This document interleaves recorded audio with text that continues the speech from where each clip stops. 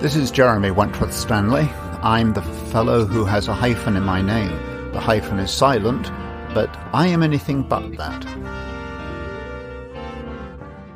My name is Jeremy Wentworth-Stanley, and I am the voice of Respectonomics, and my additional voice is my co-host, Sarah Benton. Good morning. Hello, Sarah. Good morning. Good morning, as it happens. Elsewhere in the world, it might be good evening. Good evening, good afternoon. Exactly. What we're talking about today is facing the hurricane.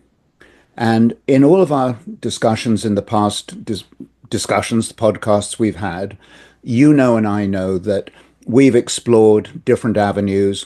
And if I may say, we've done it with what I call a smiley face. It's done under the heading of gentleness and respect and just trying to bring people out of the woodwork. Yes. Would you agree with that? Agreed. Yes. Okay. Yeah. Raising awareness. Excuse me. This one is going to be more strident. And what I'm doing here is to emphasize the corporate responsibilities that are now in place. And by corporate responsibilities, I'll start off very clearly with two things. The first one is all of us have significant connections with corporations. It might be through employment. That's something like 75% of the population.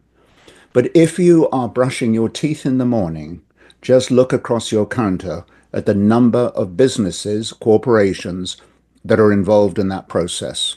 Whether you bought the pieces at Walmart, whether you talk to Colgate, whether you talk to Gillette, we're engaged in an enormous breadth of corporations in all our lives throughout the day. So this is a plea to corporations to pay attention. Not just a plea, but a sense of look at the hurricane, look at the warnings, and let's all together pay attention. It's not a solo effort. And I want to emphasize my role in this is twofold. One is I am the messenger. I'm not pontificating. I'm not wanting to be in charge or anything like that. I am the messenger. And the second part to the puzzle is I want people to know that we have the tools. Respectonomics has also the tools to be able to deal with some of these issues. Collaboration. Collaboration is one of them, and you state it right there that this is a collaborative approach. And I hope you will agree that that's the approach that you're sensing that we're using this morning. But we're focusing on the corporation. I want to be clear on that. Now, one of the other reasons for focusing on the corporation is the incredible responsibility that they have. We talked a little glibly about brushing your teeth, but the truth of the matter is corporations have a significant role in all of our lives. And they have one thing going for them that is unique, one thing that they do extremely well, and that is they have responsibilities to four constituencies. They're responsible to their employees, they're responsible to their suppliers, responsible to their shareholders, and responsible to their customers. And if any one of those four benefits at the expense of the other three, eventually the business will fold. I will give you a classic example today is Tesla. Tesla is a failing corporation. In its time, it was brilliant, it was innovative, it brought new technologies to the table, new ways of distribution, new ways of manufacturing. It was extraordinary. But they took their eye off the road. That's a good pun. They took their eye off the road, and now the fact is the sales of Tesla product are diminishing every day. In fact, the information coming out is that people are trading them as fast as they can. There is what happens when we don't pay attention to the four components or the four constituencies right in front of us. Well, if you think about it from a foundational standpoint, 4 pillars, right? That's your structural foundation. Right. You remove one of those pillars. Yeah. Right. It's like a rainbow. I always think corporate leaders are in the business of shining the light through the prism, and the prism is us. But when you shine that light, and we therefore become almost like a sort of a rainbow, we become a variety of colors. Have you noticed, though, if you take out one color, the whole rainbow collapses? Absolutely. So we're in the business of bringing the whole combination, the whole business of running a business together. The biggest enemy we face today, funnily enough, is not elitism, it's not abuse, it's not bigotry, it's not racism. They're horrible, but it's not those that we really face. The biggest enemy today is indifference. Mm, People, and I heard it said that people, they operate within a 30-kilometer radius of themselves. If everything's okay within 30 kilometers, they're okay too. mm, So, with that in mind, we have to stretch our imaginations. Now, the other reason I'm begging and pleading with this corporate formula is that people, when they hear this message, the people, the masses, the communists would like to call us the proletariat, but we, the working stiffs, we yes. have a responsibility now too. And that is to take this to the corporation and say, we need respectonomics. We need this culture of respecting one another. We need to reinvent, to redesign, to reset dignity in our workplace and in all of our arrangements. Too many companies today operate on the principles of fear or intimidation. People are very worried about their lives. They're worried about their job security. They're worried about their finances. They're worried about their families. And we need to be totally aware of all of those complications and to help people and guide people through them. And the corporation is in a unique position to do that. And we, the working stiffs, are in a position now to turn to the corporation and say, fundamentally, throw down the gauntlet, if you will, and say, what are you going to do about it? Hmm. Again, I think it's a collaborative approach. Mhm. And if everybody is doing their part, Yeah, right. right? So I want to point one thing to us. I think in all of my adventures and chats with people generally, I have found that people are experiencing anything between loneliness, anger, despair, depression, lack of prospects, all kinds of things.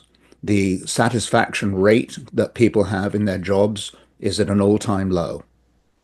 And I believe that we, humanly speaking, that we, the working force, we are actually the canary in the mine. All of these indications that we experience personally, let's just Mhm. take anger or hopelessness, if we take those two issues, they are the canary in the mine that tells everybody or says to us, things aren't right out there. And they're not.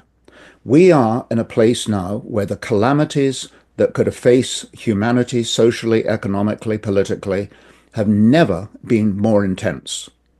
They are, in one level, very reminiscent of the 20s and the 30s and the Mm, 1900s. We know yes. that. And I made a list of the things that the world is, excuse me, here we are, that the world is facing today. And I'll just go through them. I don't want to speak about each one. I think you have a comment on that that you would like to make. I'm going to just Yes. Yeah. literally run through why is the canary in the mine? Why are we looking at all these issues and understanding their toxicity? We understand the toxicity. The question is, Hmm. do the directors, the officers, the supervisors, and the management of corporations, are they listening to the canary? Right. That's my question. And what the canary is detecting, what it's not a chirp, it's a squawk. It's a very loud sound. It's there. We know it. And the issues that the canary is looking at are debt, worldwide debt, and I'm just going to make one comment. Worldwide debt is now standing at $100 trillion. One Hmm. day, the grim reaper will come along and demand the repayment. It will happen. It has to. And then if you look at credit card balances, if you look at automobile loans and so on, they are all demonstrating nothing less than backwardation. They're not going well. Every bank will tell you that. Everyone's at capacity. Everybody's at capacity. And by the way, that's an extremely important point because even though we're at capacity, no one is agreeing to it, no one's showing it. They show it in the form of depression, anger, and so on, but they're not doing it in the way of putting up their hand like this and saying, I'm in trouble. You don't Hmm. hear that very often. You might in the courts, but you don't hear it in the main on Main Street. Right. So the issues that we're dealing with, I mentioned debt. Government bloat. By government bloat, that sounds very critical. The issue today, though, is government is absorbing more of our GNP than the private sector can afford, period. In other words, of course we want more protection. Of course we want more goodies. We want more pensions and hospitals and all that stuff. But the private sector is running itself out of capacity to do that because the Right. government dollars are taking more out of the private sector than the private sector can create. We're dealing with issues of labor relations. We've got protectionism, income disparities, polarization, climate issues, the rise of fascism, education, what would you say, falling behind? By that I Mhm. mean, when I say education, I know we've laughed about Jeremy and his Latin and Greek and all that stuff. But there's one thing you will never laugh at me about, and I will never laugh at you about, and that is we define education in ourselves because we want to continue to learn, which is the Yeah. definition of education, to continue to Mhm. want to learn. And if we are finding that people do not wish to continue to want to learn, we have a problem. Right. That's education. Governance governance is an issue of accountability. Food supplies, and people glibly talk about immigration and everything. The fact is that world population shifts, movements have often occurred because they couldn't get food in their local Mhm. area. The animal world, the herds of antelopes or whatever you call them, lions and tigers and even today coyotes, they will tell you the same thing. When their habitat is messed up, they move around. We're in the Yeah. same boat. So we've got food supplies, immigration, which is the proxy on what we've just talked about, the housing issue, Hmm. which is a moral disaster, not to mention a physical disaster. Right. We've got housing, we've got inflation, we've got the money supply issues, too much money is being created. We have AI. And everybody's got their comment on AI, but I will tell you one thing about AI. Its primary driver is to see how they can replace the tedious work that we all do. That's another way, camouflaging, if you will, disguising how do we reduce the levels of labor, of employment, Right. workers. And I think that probably sums up the list. It's an extensive list. And each one of those, Sarah, could undo the entire trappings, the tapestry of society. And we're looking at this hurricane in a very, very specific, very in our face way. It's here. And you go back in your history book, you can go back to the ancientest of times when they warned about plagues and this kind of thing. Hmm. More currently, my best example, Churchill warning of the rise of Nazism. He was right in there. And what did people do? They ignored him, they trivialized him, and we all got into the game of appeasement. The Right. fact of the matter is, we need to confront these issues. We need to identify them, which I think we've just done, but we need to confront them, and in plain psychological English, we need to eliminate them. I'm calling on corporations now to stand the test of accountability. That is the one thing corporations do better than any other organization in the world, and that is accountability. It always comes back eventually. We talked about the Tesla example. There is Right. the accountability. We have accountability, corporations have an accountability, and this is their turn to come back to or to reinvent their accountability. We need them to raise the banner, to raise the flag. I don't know if you've noticed in this conversation, we've hardly used any allegories or any metaphors or any sort of, rabbit hole kinds of examples. We're talking real world here. The smile is off our faces. You might even say our teeth are bared. That sounds a little bit heavy, but the truth of the matter is, if we don't take that approach, we will be the ones that will be shunned out of town. Right. And I think the purpose or our intention is to draw awareness to these issues, Absolutely. um, help corporations, organizations Hmm. identify Hmm. with these issues, Yeah. explore these issues, and then collaborate with them to show how Respectonomics can take an integrated approach in terms of assisting them through this process. That is right. The whole essence of respectonomics, the starting gate was, frankly, was to restore the dignity of the human being. And I believe in that. Economics is a transactional process. It means we trade one thing for another, we Hmm. one value for another, and we normally do it with a currency. You pay with a Right. Canadian dollar or a US dollar or a Cruzeiro, whatever you want to, whatever you're using. Our currency is dignity. We want the currency to be traded backwards and forwards between individuals because when we do that, that is when we release the potential of the individual. I can't think of a time when the potential of the individual could be more important. You could talk about collaboration, and I absolutely agree with that. And the extension to that is when we can release the potential of the human being. And when we do that, that is when we come into a world of innovation. We come into a world of productivity. We come into a world of getting rid of the things we don't need to be doing any longer. We come into a world where we can actually start eliminating deficiencies, all for the whole purpose of being loyal to the principal truth that we want prosperity for ourselves, that's fine, but also Hmm. prosperity for our legacy, for our children, grandchildren. Yes, yeah. And so I know that we could go into great length about each of these topics, Mhm. and I believe that that's something that we are going to look at going forward. I think something that we'd like to focus on today, now that you've brought awareness Mhm. to corporations in regards to these particular topics, or what you refer to sort of the economic shoreline being treacherous, Mhm. as you're referring it to as the hurricane. What we'd like to focus on at the moment now then is, and like I say, we can go into these topics in Mhm. greater detail at Right. another point in time, but how is it that Respectonomics can assist in this? What are the specific tools or resources that Respectonomic has The that we resources can can be, highlight to yeah, the corporations? resources can be divided into two segments. The first one is getting Respectonomics, getting me in front of people. So whether it's through a workshop, whether it's through individual consultancy, whether it's at a shareholders meeting, whatever gathering is taking place, when you need a speaker to speak this language, think Respectonomics, think Jeremy. Let's get this on the show. I'm emphatic that Jeremy is only a messenger. Jeremy falls into the camp of General McCarthy, who said, generals don't die, they just fade away. I would like to Mm, fade away because I would like to see the glory of the corporation and the glory of humanity be the winning hands. right, I want to make that very clear. right. Number one. So workshops, presentations, after dinner speeches, that kind of approach. Because that is number one is the awareness issue. You keep talking about awareness. It is Hmm. absolutely true. Secondly, we need tools.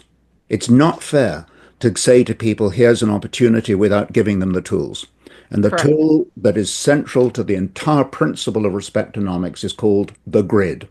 And the grid examines the nature of the human being and all of the things that go into human life: water, light, heat, safety, memories, all of the things that contribute to the composition of the human being, which is made up, love it or leave it, everybody's the same. Each one of us has a body, that's what you're looking at. Everybody Right. has a mind, that's what you're hearing. And everybody has a soul, which is that private enclave, that private dormitory that belongs to you and only you. But these are the three parts that are always needing the nutrients. They need to be fed, they need to be enjoyed, they need to be prospered. The catch is that I'm asking corporations to put in place those things that will correspond and engage with those specific requirements. Hmm. But that's only part one. Part two is the responsibility, the reciprocal responsibility of the employee, of the person who's benefiting from these, to be the one that is also going to engage the corporation in exactly the same way. So if I'm going to say to the Ford Motor Corporation, you're looking after me, I'm an employee, you're looking after me through my wages, my responsibility is what am I doing for Ford that recognizes the body, the integrity of Ford itself? It's a reciprocal arrangement. And And Respectonomics can help with that in that's, terms of being able to disseminate that information or bring awareness yes, or educate yep, employees as well, so that there, again, there's that collaborative right. approach, right? Everybody plays their part. Absolutely. We even have the grid, and you're given a pencil with Respectonomics written on it. or a pen. I used to have a pen, but pencils now. And the great thing about it is that it allows you to fill in the parts that matter to you. Mm. So, for example, I'll give you one, and I'm just going to give you one example here. Rest. We've talked a lot about needing rest. What does a corporation do to give me rest in body and mind and soul? What am I doing for the corporation to give them their rest? Hmm. Because nobody can operate 24/7, Right. 365. It can't be done. There's an exhaustion point. So that's just one example. So the grid is a very useful, pragmatic, hands-on tool, and it's the one that I use when we're in our presentations, when we're in our workshops. That's how it gets to the. It's not done well on screen, candidly. Right. Right.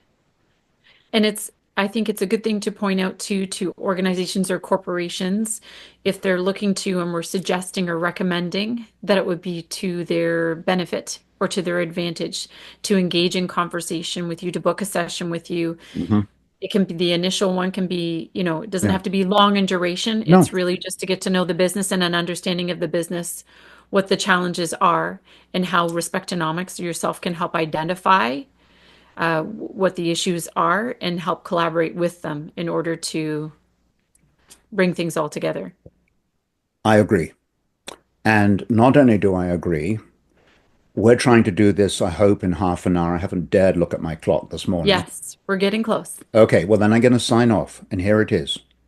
In my former life, as a in the business of the investment industry, my focus was on wealth management. Yes. Actually, everybody is in wealth management because it's all to do with trying to create value of all the many gifts, blessings, opportunities that come our way. Nothing unusual about it. So you're always looking for that optimum investment. Hmm. I'm going to take you down a technical path now, and that is that in the world of securities, technically speaking, the best investment is actually a single investment because it's the one that brings to bear all the things you want. And the things that you want as an investor are safety and security, comfort, but you Hmm. want capital gain, and Right. you want income, and you want growth, and you want tradability, and you want to be able to touch it sometimes, you want to be able to look at it, and you want to be able to enjoy it. In my career, I cannot tell you how many times I was asked, Jeremy, what is your preferred investment today? Is it a stock? Is it a bond? Is it a Hmm. mutual fund? Is it an asset Right. manager? Whatever it might be. And I'm going to leave you and me with one card on the table today, one recommendation, a single recommendation. The finest investment that you and I can make for all of those reasons, short term and long term, the Hmm. finest investment is the human being. I love it. On that note, my name is Jeremy Wentworth-Stanley. Your name is Sarah Benton. I am the voice of Respectonomics, and I rest my case. Perfect. Thank you. Thank you, Jeremy. Thanks, Sarah.